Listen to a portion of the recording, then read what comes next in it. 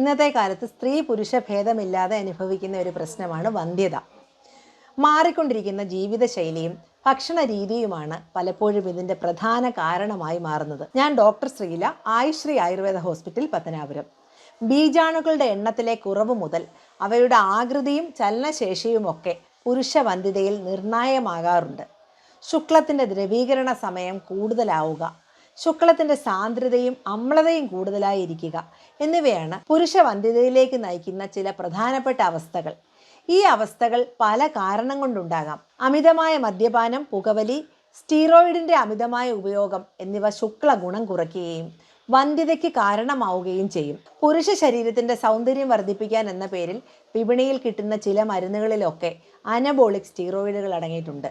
ഇറുകിയതും അമിതം ചൂട് നിൽക്കുന്നതുമായ അടിവസ്ത്രം ധരിക്കുക, വളരെ ചൂടുള്ള അന്തരീക്ഷത്തിൽ ജോലി ചെയ്യുക, ഒരു സ്ഖലനത്തിൽ 1.5 മുതൽ 5 മില്ലി വരെയാണ് ശുക്ലം പുറത്തു വരുന്നത്. ബീജങ്ങൾക്ക് പുറമെ സെമിനൽ വെസിക്കിൾ എന്ന നാളിയിൽ നിന്നുണ്ടാകുന്ന ദ്രാവകവും പ്രോസ്റ്റേറ്റ് ഗ്രന്ഥിയിൽ നിന്നുണ്ടാകുന്ന ദ്രാവകവും ഒക്കെ ശുക്ലത്തിൽ അടങ്ങിയിട്ടുണ്ട്.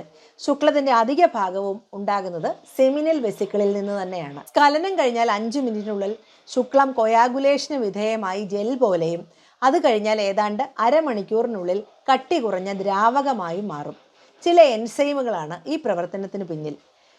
എല്ലാ ഉത്തമ ഗുണങ്ങളും ബീജത്തിൽ ചേർന്നിരുന്നാലും അതുകൊണ്ട് മാത്രം വന്ധ്യതാ പ്രശ്നം ഉണ്ടാകണമെന്ന് പറയാൻ പറ്റില്ല. കാരണം മറ്റ് നിരവധി ഘടകങ്ങളും വന്ധ്യതയ്ക്ക് വഴിയൊരുക്കാം.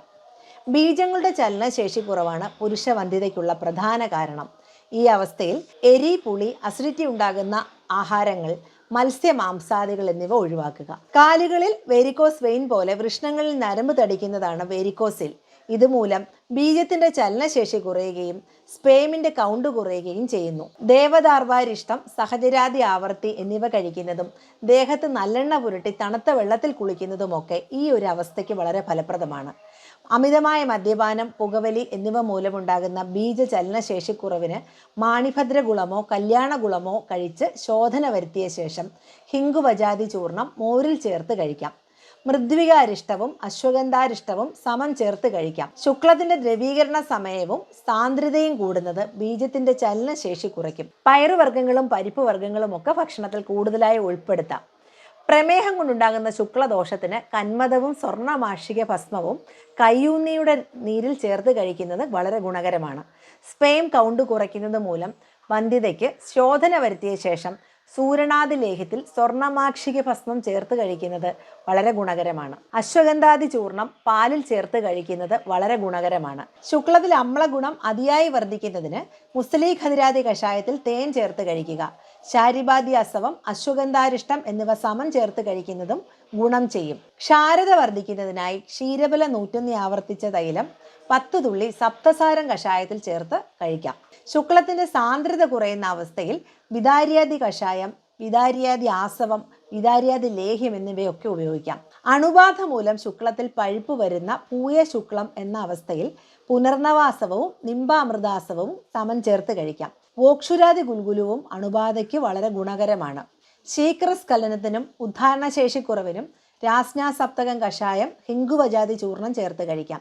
സപ്തസാരം കഷായം, ബലാതൈലം എന്നിവ കഴിക്കുന്നതും നല്ലെണ്ണയോ ധന്വന്തരം തൈലമോ ഒക്കെ പുരട്ടി കുളിക്കുന്നതും ഒക്കെ ഗുണകരമാണ്. ശുക്ലദോഷങ്ങളെ പരിഹരിക്കുന്നതിന് ശരീരശുദ്ധി വരുത്തുകയും ശാരീരിക പ്രവർത്തനങ്ങളിൽ വരുന്ന തടസ്സം മാറ്റുകയും ചെയ്യേണ്ടത് അത്യാവശ്യമാണ്. ഇതിനൊക്കെയായി പഞ്ചകർമ്മ ചികിത്സകൾ ചെയ്തു വരുന്നു.